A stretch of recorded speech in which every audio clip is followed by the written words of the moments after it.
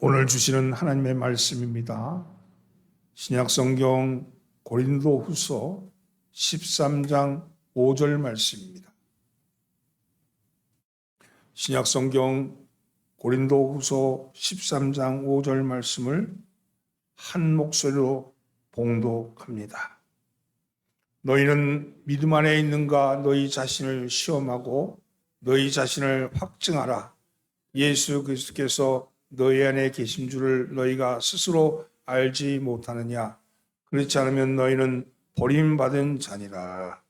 아멘. 할렐루야.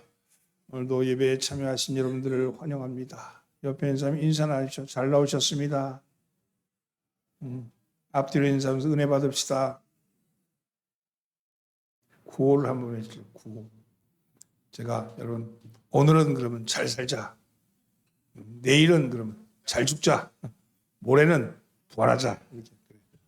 오늘은, 내일은, 모레는 그렇습니다. 복음의 진리입니다. 오늘은 잘 사셔야 합니다. 내일은 잘 죽어야 돼. 잘 죽어. 그리고 모레는 우리가 다 함께 부활할 줄 믿습니다. 어느 초등학교 동창회가 열렸대요. 40년 만에 초등학교 동창회가 열렸는데 정말 오래만에 모인 친구들이 모여서 자기 자랑을 하기 시작합니다. 한 친구는 자기 재산이 얼마나 많은지, 어떻게 모았는지 자랑하고, 또 한 친구는 자기 자식이 잘 된 것을 자랑합니다. 또 어떤 친구는 골프를 잘 치고 있다고 골프장 자랑을 합니다. 한 친구는 자동차를 자랑합니다. 한 친구는 집 얼마나 큰 집에 사는지를 자랑합니다. 한 친구는 여행 갔다 온 이야기를 자랑하고, 또 한 친구는 개를 얼마나 이쁘게 키우는지 개 자랑을 하기 시작합니다. 근데 그걸 옆에 듣고 있던 한 친구가 아무리 생각해도 자기는 자랑할 게 아무것도 없답니다. 그래서 자랑은 하기는 해야겠고, 그래서 어눌한 말투로 이렇게 이야기를 시작합니다. 나는 내가 너무 좋아. 나이가 들면서 더더욱 그래. 그래서 어떤 때는 혼자서 마냥 내가 좋아서 웃고, 어떤 날은 산책을 하면서, 또 어떤 때는 기도하는 중에 너무 좋아서, 나는 나에 대해서 너무 좋아서 내가 나를 사랑하고 너무 자랑스러워. 이렇게 이야기를 하는 거예요. 그걸 듣고 있던 친구들이 일순간 조용해졌습니다. 다 자기는 무엇을 가지고 있고 어떤 것을 가지고 있고 자랑하는데, 자기를 자랑하는 그 친구를 보면서 숙연해졌죠. 그렇습니다. 우리가 자랑할 게 뭐가 있겠습니까? 가지고 있는 것, 많이 가지고 있다 해서 그게 정말 많이 가진 것일까? 그것이 정말 나를 행복하게 하는 것일까? 이렇게 돌아보면 그 지나고 나면 별것 아닌 것을 알 수 있죠. 여러분, 하나님 앞에서 자신이 얼마나 사랑스러운 존재인지, 하나님 앞에서 내가 얼마나 소중한 존재를 깨닫고 있다면, 그렇다면 그 사람은 정말 온전한 삶을 산 것 아니겠어요? 여러분 하나님 앞에 섰을 때의 모습을 상상해 보셨습니까? 의외로 많은 교인들이 자기 자신의 상태를 잘 알지 못하는 경우가 많습니다. 많은 교인이 거짓 구원의 믿음을 가지고 있죠. 많은 교인들이 자기는 구원받았을 것이라고 철떡같이 믿고 있는데, 정작 자신의 영적인 상태에 대해서는 알지 못하는 경우가 많다는 겁니다. 에베소 5장 14절 말씀에 보면, 잠자는 자여 깨어서 죽은 자 가운데서 일어나라. 그리스도께서 네게 비추시리라. 이렇게 말씀합니다. 많은 교인들이 깊은 잠에 빠져 있다는 거예요. 깨어 일어나는 사람들, 살아있는 교인들, 그것이 그렇게 많지 않다는 겁니다. 왜 그렇습니까? 지금 자신은 교회에 다니고 있고, 어느 순간인가는 예수를 영접했고, 세례를 받았고, 집사가 됐고, 그러므로 자기는 틀림없이 구원을 받을 것이라고 생각합니다. 그런데 구원을 받았죠. 그런데 살기는 여전히 세상의 사람들과 똑같이 살고 있는 거예요. 구원받은 사람으로서의 삶의 모습이 아니라 세상 사람과 하나도 변함이 없이 그저 똑같이 살고 있는 겁니다. 세상 것 다 가지고 싶고, 그래서 거짓말하고 싸우고 욕심도 부리고 삽니다. 그러면서도 교회 다니니까 나는 구원받았지, 이렇게 자기 만족을 합니다.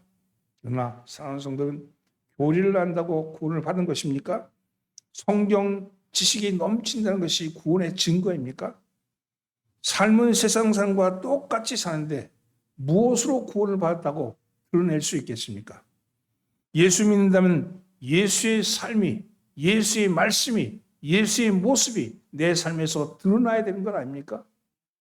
등불이 켜져 있다면, 불이 꺼지지 않았다면 빛이 드러나야죠. 등불에 빛이 드러나지 않는다면 꺼진 등불 아닙니까? 예수님께서는 마태복음 7장 21절 이하에서 이렇게 말합니다. 나더러 주여 주여 하는 자마다 천국에 다 들어갈 것이 아니요 다만 하늘에 계신 내 아버지의 뜻대로 행하는 자야 들어가리라. 여러분, 이 말씀이 그저 넘기고 싶은 말씀 아닙니까? 이 말씀 목에 걸리는 말씀 아닙니까? 이 말씀은 예수가 나의 구주라고 고백한다 그래서 다 천국에 들어간 것이 아니다. 이렇게 말씀하신 그런 말씀입니다. 그러면 어떤 사람이 들어갑니까? 아버지의 뜻대로 행하는 자에 들어간다. 이렇게 말씀합니다. 여러분은 어떻습니까? 하나님이 기뻐하는 것, 하나님이 원하시는 것만 하고 있습니까? 다르게 말하면 내가 좋아하는, 내가 기뻐하는 것을 하나님도 좋아하시고 기뻐하시는가 하는 거예요. 지난주에 포천에 가서 월드비전 창립식 있었는데 거기서 제가 밥 피얼스 목사님이라고, 이 월드비전을 만드신 분 밥 피얼스 목사와 한경직 목사가 1950년 6.25 전쟁 때 고아들을 보면서 그 고아를 어떻게 살릴 것인가 하는 그 고민하에서 만든 단체가 월드비전이에요. 미국에 가서 $1 운동을 해가지고 교인들에게 다니면서 $1 $1만 도와주시오, $1만 도와주시오.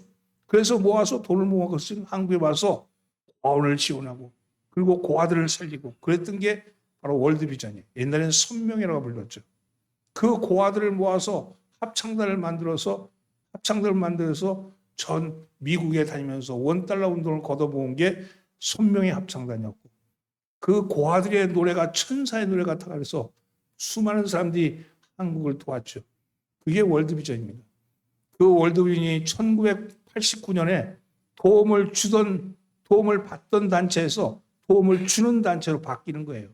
전 세계에 어떤 나라도 그런 나라가 없어.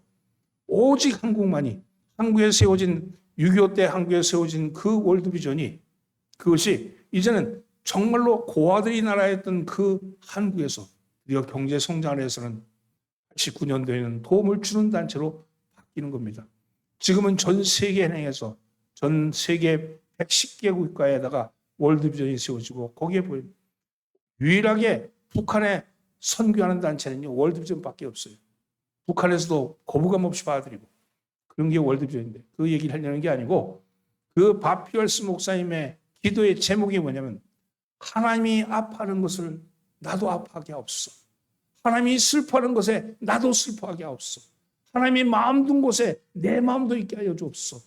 이게 그의 기도였어요. 그렇습니다.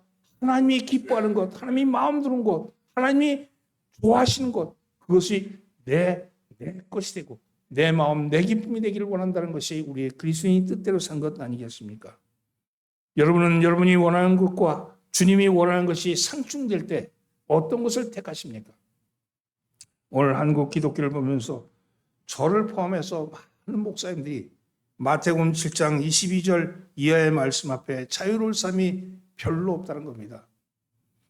그날에 많은 사람이 나더러 이르되 주여 주여 우리가 주의 이름으로 선지자 노릇하며 주의 이름으로 귀신을 쫓아내며 주의 이름으로 많은 권능을 행치 아니하였나이까 하리니 그때 내가 그들에게 밝히 말하되 내가 너희를 도무지 알지 못하니 불법을 행하는 자들아 내게서 떠나가라. 여러분 이 말씀 앞에 자유로울 사람이 누가 있겠냐는 거예요. 여러분은 어떻습니까? 우리의 믿음을 이제는 확증해 봐야 합니다. 우리가 정말로 믿음이 있는가? 우리가 주님께서 원하시는 믿음을 가지고 있는가? 우리 마음을 확증해 보셔야 합니다. 목사들은 저 정도니까 나는 괜찮겠지. 아이 장로가 저 정도인데 뭐 나는 그 장로보다 낫지. 이렇게 생각하지 마시라는 거예요. 목사의 행태를 보면서 내 믿음을 낫다고 생각하지 말고 장로의 모습을 보면서 내 행실이 더 낫다고 생각하지 말라는 거예요. 비교급은 거기에 있는 게 아닙니다. 그걸 비교하라는 게 아니고 주님을 바라보라는 거예요. 주님. 우리가 예배당에 나오는 이유가 뭡니까? 목사 보러 나옵니까? 장로 보러 나옵니까? 교인 만나러 나옵니까? 그거 아니잖아요. 주님 보고 나오는 거 아닙니까? 그러면 주님이 마음 아파하는 것, 주님이 관심 두는 것, 주님이 무엇을 원하시는가에 내가 관심 둬야 되는 것 아니겠습니까? 여러분, 그러한 관심이 두시기를 예수 축원합니다. 여러분의 기준을 사람에게 두지 말고 주님의 말씀의 기준을 두시기를 예수 축원합니다. 말씀에 비추어서 우리 자신을 시험하고 우리 자신의 구원을 확증하셔야 합니다. 오늘 이 말씀은요, 바울이 고린도 교회에 두 번째 보냈던 편지의 마지막 결론에 이르는 말씀이에요. 바울은 이 편지의 끝을 맺으면서 이렇게 권면합니다. 함께 봉독합니다. 너희는 믿음 안에 있는가? 너희 자신을 시험하고 너희 자신을 확증하라. 예수 그리스도께서 너희 안에 계신 줄을 너희가 스스로 알지 못하느냐? 그렇지 않으면 너희는 버림을 받은 자니라. 오늘 본 말씀을 잘 분석해 보면 이래요. 오늘 본 말씀 고린도 후서 13장 5절은 한 절이 한 절이죠. 이 한 절에 너희라는 단어가 무려 6번이나 나옵니다. 너희는 믿음 안에 있는가? 너희 자신을 시험하고 너희 자신을 확증하라. 너희 안에 계신 줄 너희가 스스로 알지 못하느냐. 6번에 걸쳐서 너희. 이건 강조하는 거죠. 우리 스스로에 대해서 돌아보라는 거 아닙니까? 그런데 이 6번 가운데 너희를 중심으로서 말씀을 나눠보면 첫 번째는 너희 안에 믿음이 있는가? 두 번째는 너희 자신을 시험하라. 세 번째는 너희 자신을 확증하라. 네 번째는 예수가 내 안에 있는가? 다섯 번째는 너희는 스스로 아느냐? 여섯 번째는 너희는 버림받은 자냐? 여러분 이 6가지 말씀은 다시 분석하면요. 3번의 물음과 2번의 명령과 그리고 1개의 결론으로 분석할 수 있습니다. 3개의 물음이 뭡니까? 너희는 믿음 안에 있느냐? 너는 믿음 안에 있느냐? 두 번째 물음은 예수가 내 안에 있느냐? 그리고 세 번째는 스스로가 아느냐? 그리고 이 대답에 대해서 2번의 명령을 합니다. 뭐라고? 시험하라. 그리고 확증하라. 그렇게 한 결과가 그래서 그 답이 없다면 결론은 너는 버림받는 자다. 이렇게 말씀하는 겁니다. 사랑하는 성도님은 우리가 버림받은 사람은 예수님께서 말씀하셨듯이 주님 앞에 섰을 때 내가 너희를 도무지 알지 못한다. 너희는 불법을 행하는 자들아 내게서 떠나가라. 이 불법이 뭐예요? 예수 믿는 척한 게 불법이라는 거예요. 그렇잖아요. 그 불법에서 떠나라 이렇게 말씀합니다. 그래서 우리는 오늘 우리의 신앙생활 하면서 중간 단계에서 우리 안에 믿음이 있는가 시험하고 확증할 필요가 있습니다. 우리가 신앙생활 처음 할 때 가졌던 그 뜨거운 마음이 과연 그 뜨거운 마음이 점점 성숙되어서 성화되어 가는가 아니면 퇴보하고 잊혀져 가는가 이것에 대해서 시험하고 확증할 필요가 있죠. 나는 신앙생활 50년 했는데 나는 신앙생활 30년 했는데 이거 숫자 아무 의미 없습니다. 여러분 안의 마음속에 이걸 시험해보고 확증해 보셔야 합니다. 3가지를 점검하라고 그러죠. 살피라는 거죠. 그리고 확증하라고 말씀합니다. 무엇을 점검해야 합니까? 지금 나는 믿음 안에 있는가? 그래서 지금 나는 믿음 안에 있는가? 그렇습니다. 나는 믿음 안에 있는가? 지금 나는 믿음 안에 있는가? 이것에 대해서 여러분 점검하라는 말씀입니다. 믿음은 다른 말로 하면 신뢰입니다. 신뢰하고 있는가? 무엇을 신뢰한다는 거예요? 하나님이죠. 하나님을 신뢰하고 있는가? 여러분 구체적으로 말하면 하나님의 약속을 신뢰하고 있는가? 하나님의 약속은 성경입니다. 성경 말씀, 곧 하나님의 약속을 믿고 있는가 하는 것을 여러분 시험해 보라는 겁니다. 하나님의 말씀인 성경을 신뢰하는 것 점검해 봐야 합니다. 그런데 많은 사람들이 성경 말씀을 믿는다고 하면서도 그런데 믿지 않는 것을 봅니다. 아는 것, 성경은 아는데 믿지 않는 것. 아는 것과 믿는 것은 다른 거죠. 약속을 믿는다는 것은 약속이 그대로 된다는 거 아닙니까? 믿는다는 말은 그 믿음이 실천된다는 거 아니겠어요? 근데 성경을 아는 사람은 많은데 성경의 말씀을 믿는 사람은 많지 않다는 거예요. 성경 믿었다면 그대로 되는 걸 인정하고 신뢰해야 되는 거 아니겠습니까? 구원의 확증을 받기 위해서는 예수님의 약속이 내 삶 속에서 이루어지고 있는가 하는 거예요. 말씀을 믿는다면 그 말씀이 내 삶 속에서 이루어져야 되는 거 아니겠어요? 내 삶 속에 이루어지고 있는가 하는 거예요. 예레미야서 17장 5절로 8절 말씀에 이렇게 말씀합니다. 여호와께서 이같이 말씀하시니라. 무릇 사람을 믿으며 육신으로 그 힘을 삼고 마음이 여호와에게서 떠난 그 사람은 저주를 받을 것이야. 그는 사막의 떨기나무 같아서 좋은 일이 오는 것을 보지 못하고 광야 한주한 곳 건건한 땅 사람이 살지 않는 땅에 살리라. 그러나 물은 여호와를 의지하며 여호와를 의뢰하는 사람은 복을 받을 것이라. 그는 물가에 심겨진 나무가 그 뿌리를 강변에 뻗치고 더위가 올지라도 두려워하지 아니하며 그 입이 청정하며 가무는 해도 걱정이 없고 결실이 그치지 아니함 같으리라. 여러분 이 말씀 믿죠? 이 말씀 믿죠?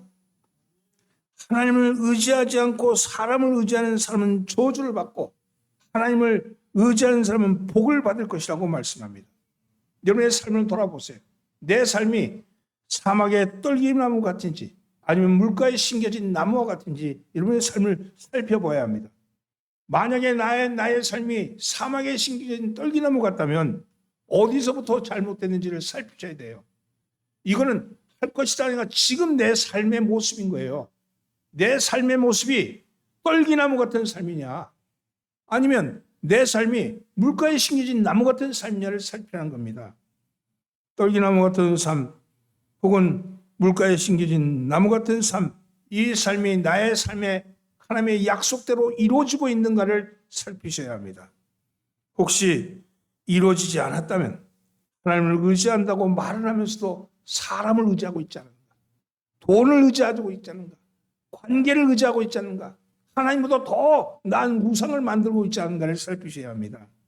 자신을 돌아봐야 합니다. 여러분 하나님을 아는 자, 떨기나무 같은 삶이 아니라 여러분의 삶이 물가에 심겨진 나무 같은 삶은 어떠한 삶이냐? 평강의 평강, 평화예요. 여러분 안에 불안이 사라지고 평화가 있습니까? 평강이 있습니까? 여러분의 삶이 여러분 넉넉하십니까? 돈이 많아서 넉넉한 게 아니에요. 돈이 많아서 넉넉한 게 아니고 내 마음속에 여유가 있고 내 마음에 다른 사람을 포용할 수 있는 그런 마음이 있는가 하는 거예요.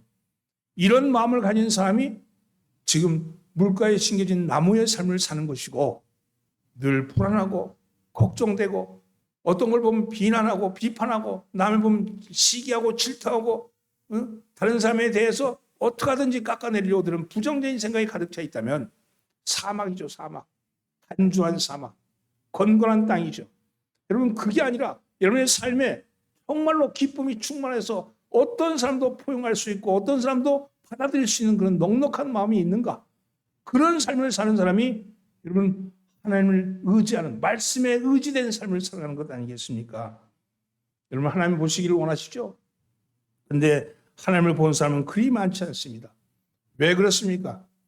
히브리서 10장 14절에 보면 분명히 나와 있습니다. 모든 사람으로 더불어 화평함과 거룩함을 쫓으라. 이것이 없이는 아무도 주를 보지 못하리라. 하나님을 보지 못했다면 내 안에 지금 화평함과 거룩함이 없다는 거죠.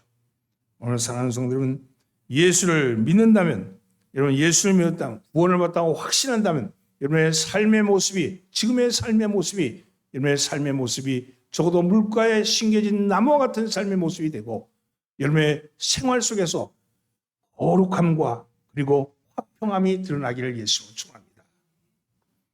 사랑하는 성도는 그렇지 못하면 어떻게 합니까? 회개합니다. 회개. 회개의 열매가 뭡니까? 변화입니다. 변화. 내가 가는 길에 분명히 문제가 있다 그러면 어디서부터 문제가 생겼는가를 살피셔야 돼요. 어디서부터 내가 주님의 가던 길을 따라가지 않냐고 내 멋대로 가고 있는지를 살피셔야 합니다. 주님을 따라오라 그랬는데 따라가다 보니까 이제 내 힘으로 갈 수 있어. 그러니까 주님 상관없이 내 관습대로, 내 습관대로, 내가 살았던 방식대로 살아갔던 모습이었다면 다시 한번 복음이 말씀하는 말씀을 살피셔야 합니다. 적어도 화평함과 거룩함.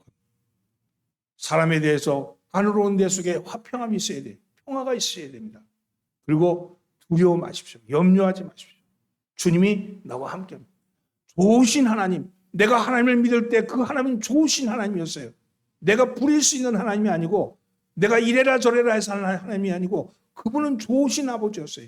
나에게 좋은 것 주신 분이고 내가 가는 모든 길에 나를 지키시고 인도하시며 여러분 내가 이루어지는 모든 일 가운데 하나님이 이루시는 하나님이 있는 그 하나님을 의지하십시오. 그리하면 여러분 마음속에 평강이 임할 것이고 여러분 거룩한 삶을 살아가게 될 줄 믿습니다. 여러분 그런 삶을 사시기를 예수님으로 축원합니다. 두 번째는요. 예수가 내 안에 있는가? 내가 내 안에 예수님이 계신가를 살피셔야 합니다. 믿음이 있는가를 살핀 다음에 그 믿음, 그보다 더 중요한 건 예수님이 내 안에 있는가 하는 거예요. 많은 사람들이 다들 예수 안에 있다고 말합니다. 그러나 우리가 점검할 것은 예수가 내 안에 있는가. 내가 예수 안에 있다고 말을 하는데 예수가 내 안에 있는가를 살피셔야 된다는 거예요. 예수가 내 안에 있다는 것을 어떻게 알 수 있겠습니까? 주님을 주님이라고 부르는 것만으로 구원을 받는 것이 아니라는 거예요. 우리의 삶 속에서 예수의 삶이 배어나와야 된다. 예수의 삶이 배어나와야 합니다. 우리의 삶이 구원받은 삶인가 아닌가를 시험해 보아야 합니다. 마태복음 12장 33절 말씀, 나무도 좋고 열매도 좋다 하든지 나무도 좋지 않고 열매도 좋지 않다 하든지 알아. 그 열매로 나무를 아느니라. 삶은 세상 사람의 삶을 사는데 구원을 받았다고 말하지 말라는 거예요. 여러분 예수 믿고 구원을 받았다면 구원받은 사람의 삶의 모습이 나와야 됩니다. 태어나야 됩니다. 열매가 좋으면 그 나무도 좋은 거죠. 나무는 좋은데 열매가 좋지 않다든지 열매는 좋은데 나무가 좋지 않다든지 하는 말을 하지 말라는 거예요. 내 속에 믿음이 내 삶의 모습으로 나타나야 되는 거죠. 적어도 예수 믿고 적어도 30년, 50년 믿었다면 그의 얼굴에 예수의 얼굴이 보여요. 그렇잖아요? 부부는 10년, 20년만 살아도 닮아가잖아요. 그렇잖아. 그러면 그분이 내 안에 있다면 그분의 얼굴이 나에게 나타나야 되는 거 아니에요? 저는 부족한 종이지만 제가 20대 때 이렇게 기차를 타고 옆에서 물어보면 정치하세요? 이렇게는 안 돼요. 정치. 30대 때도 나한테 정치하냐고 물어봤어. 정치가 같이 닮은 거예요. 근데 이제 50대 넘어가니까 드디어 목사님이냐고 물어보더라고. 30년 이상, 20년 이상 목회하니까 내가 목사의 모습이 보이는 거예요. 여러분 요즘은요 그런 거 안 보여도 상관없어요. 내가 내 삶 속에 정말로 주님의 모습대로 살려요. 나를 향해서 공격하는 사람이 돼서 10년 전만 해도 나는 그들을 함께 같이 댓글에서 싸웠어요. 지금은 안 싸웁니다. 그래봤자 아무 소용없다는 거 알았어요. 사람은 바뀌지 않아. 내가 뭘 말해서 바뀌는 게 아니고 여러분 말씀이 그에게 들어가면 바뀌는 거예요. 성령이 그를 바꾸시는 거예요. 오늘 여러분에 대해서 여러분의 얼굴 속에 여러분의 삶의 모습 속에 예수의 모습이 드러나기를 예수님으로 축원합니다. 예수 믿고 나니까 은밀한 죄가 다 사라지셨습니까? 예수 믿으니까 늘 기쁘고 감사하십니까? 원수도 사랑하게 되었습니까? 주님을 믿으니까 보화를 발견한 기쁨으로 충만하십니까? 날마다 주의 음성을 들으십니까? 여러분 근심과 걱정이 다 사라지셨습니까? 부족한 것 없이 너무 만족스럽습니까? 예수님과 함께 옛사람이 죽으셨습니까? 근데 이것이 바로 주님이 주신 약속이거든요. 주님이 그렇게 될 것이라고 말씀하셨잖아요. 예수를 믿으면 그렇게 된다고 하셨습니다. 그런데 예수를 믿어도 그렇게 되지 않는다면 매우 심각한 문제입니다. 매우 심각한 문제. 이제 나를 살피셔야 돼요. 여러분 절대로 그냥 넘어갈 문제가 아닙니다. 예수를 믿어도 이렇게 안 되는 경우가 있나 보다. 저 사람 보니까 안 되는구나. 저 목사님은 여전히 성질이 바뀌지도 않았어. 저 장로님은 여전히 자기중심적이야. 이렇게 생각하는 그걸 보고 나도 그렇게 된다고 생각하지 마세요. 그건 그 사람 문제야. 그 사람이 잘못된 거 하나님이 심판하시지 왜 내가 심판하려? 그거 비교하지 마세요. 내가 주님 앞에 섰을 때, 나는 그분 앞에 섰을 때 내 모습을 살피시라는 겁니다. 예수를 믿으면, 진짜 믿으면 변화는 옵니다. 바뀝니다. 예수만이 나의 생명, 예수만이 나의 주님이라고 고백하는 사람이 그 생긴 거죠. 여러분, 그래서 오늘 여러분 예수 믿고 복 받으라고 말하면서 예수를 믿는데, 여러분 예수 믿는 것과 복을 거래하지 마세요. 예수 믿는 게 복이에요. 예수 믿는 게. 예수 믿고 복 받으세요. 예수 믿으면 복 받습니다. 그게 아니고요. 예수 믿는 게 복이에요. 그 복이 그분이 내 안에 계셔서 살아 움직이시는 겁니다. 그분이 나의 삶을 움직이시는 거예요. 여러분 그런 삶을 사시기를 예수로 축원합니다. 삶의 변화가 있을 때, 내 삶의 변화가 있을 때 살피셔야 돼요. 10년 전, 20년 전 나와 지금 내가 여전히 같은가? 아니면 난 정말 변화되어 있는가? 여러분 그렇게 성인처럼 변화되지 않더라도 변화되고 있다면 도상에 있는 겁니다. 내 안에 계신 거예요. 바뀌는 거예요. 하루아침에 바뀌는 게 아니지만 서서히 주님의 뜻대로 살아가는 겁니다. 여러분 처음부터 성자는 없어요. 시간이 지나면 성화되어 가는 거죠. 여러분 예수가 내 안에 있는가를 물어보시는 여러분 되시기를 예수로 축원합니다. 마지막으로 구원의 확신이 있는가를 점검하셔야 돼요. 내가 구원의 확신이 있는가? 여러분 신앙생활, 교회생활 백날에도 구원의 확신이 없으면 소용없다는 거예요. 확신이라는 것은 예수가 내 안에 있다는 것을 내 스스로가 아는 겁니다. 내 안에 주님이 계시지. 내 안에 주님이 계시지. 다른 사람이 아는 것은 소용이 없습니다. 책에 써 있는 것과 내가 아는 것은 다른 거죠. 어떤 분은 아내가 자꾸 교회 가자고 하니까 가정의 평화를 위해서 교회에 나오는 사람도 있고, 부모가 교회 안 가면 용돈 안 주니까 나오는 아이들도 있고, 또 목사님이 예수님 구세주라고 자꾸 강요하니까 가스라이팅 당해가지고 예수가 구세주인가 보다 그렇게 생각하는 사람도 있고, 여러분 이런 사람인데 이건 참 신앙이 아닙니다. 그렇게 해서 구원은 이루어지지 않습니다.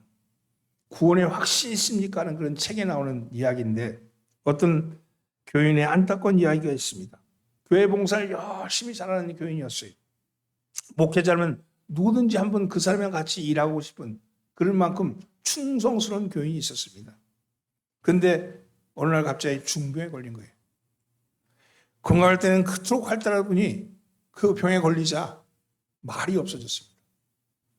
하나님을 믿느냐고 물어도 말이 없고, 예수님이 구주인 것을 아냐고 물어도 말이 없습니다. 아무래도 문제다 싶어서 목사님이 가서는 날마다 찾아가서 위로하고 기도했지만 그저 눈을 지그시 감고 그리고 침묵만 지키고 있었습니다. 그래서 목사님은 그에게 구원의 확신을 심어주기 위해서 예수님의 이야기를 꺼냈습니다.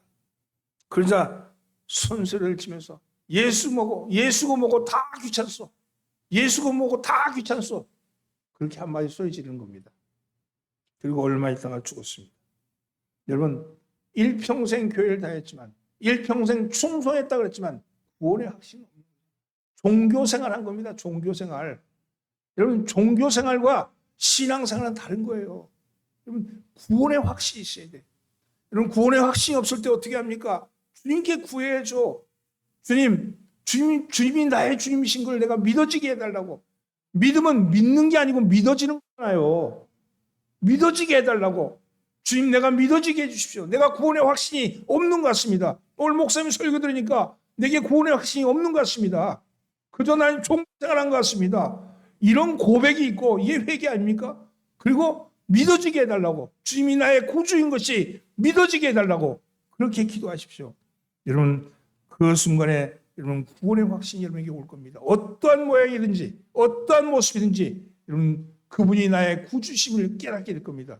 왜냐하면 그분은 살아계시고 우리의 음성을 들으시며 우리의 일거수일투족을 아시는 분이시기 때문입니다. 사랑하는 성도분, 구원의 확신에 거하십시오. 바울은 믿음의 아들 디모데에게 배우고 확신 일에 거하라 이렇게 권면했습니다. 예수를 내 안에 품고 믿음의 확신을 가지십시오. 정신을 차리십시오. 변화의 삶을 사셔야 합니다. 교리를 하는 것이 구원의 확증을 주지 못합니다. 그 행위를 보면 그 사람의 됨됨이를 알 수 있잖아요. 저 사람의 삶을 보면 그 사람이 구원받은 삶인지 아니면 종교 생활하는 삶인지 알 수 있다는 거예요. 자기만 모르는 거예요. 자기만.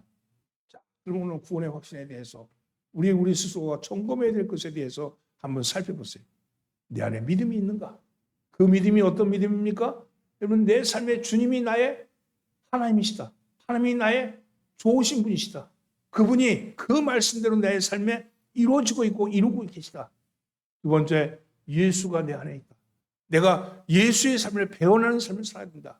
그리고 마지막으로 구원의 확신을 가지고 어떠한 처지, 어떠한 형편에 있다 할지라도 하나님은 나를 버리지 아니하시고 하나님은 나의 가는 길을 동행하시며, 여러분, 좋은 일이 있을 때만 하나님이 있고 나쁜 일이 생기면 하나님 없는 거 아니라니까요. 모든 일에 여러분이 이해할 수 없지만 지금 당하는 여러 가지 고난도 있어요. 어려움도 있어요. 힘든 일 있어요.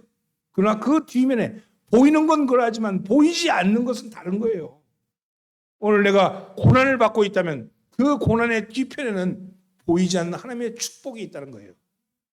내게 지금 있는 여러분 좋은 일이 많이 생긴다 그러면요, 그건요 경고일 수도 있어요. 오늘 여러분의 삶을 한번 살펴보세요. 보이는 것과 보이지 않는 것이 하나가 되어서 완전을 이루는 거예요. 좋으신 하나님, 그분이 행하는 일을 우리의 보이는 것만으로 판단하지 말고 그분은 좋으신 분이다. 그 좋으신 분이 나에게 함께 동행하신다. 그리고 나로 하여금 구원의 길로 믿음의 확증으로 나에게 만들어 가신다 하는 믿음을 가지시기를 예수 축원합니다. 기도하겠습니다. 주님, 구원의 확신을 갖게 하여 주옵소서. 배우고 확신이 되거라고 하신 바울의 말을 저에게 품게 하여 주시고 예수를 내 안에 품어 구원의 확신을 갖게 하여 주옵소서.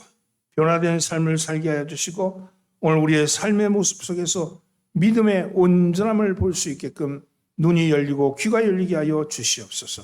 이 한 주간도 주님과 함께 동행하는 삶이 되게 하여 주시고 주님을 드러내는 삶이 되게 하여 주옵시며 우리의 마음속에 화평함과 거룩함이 있게 하여 주시옵소서. 우리를 구원하신 예수님의 이름으로 기도하옵나이다. 아멘.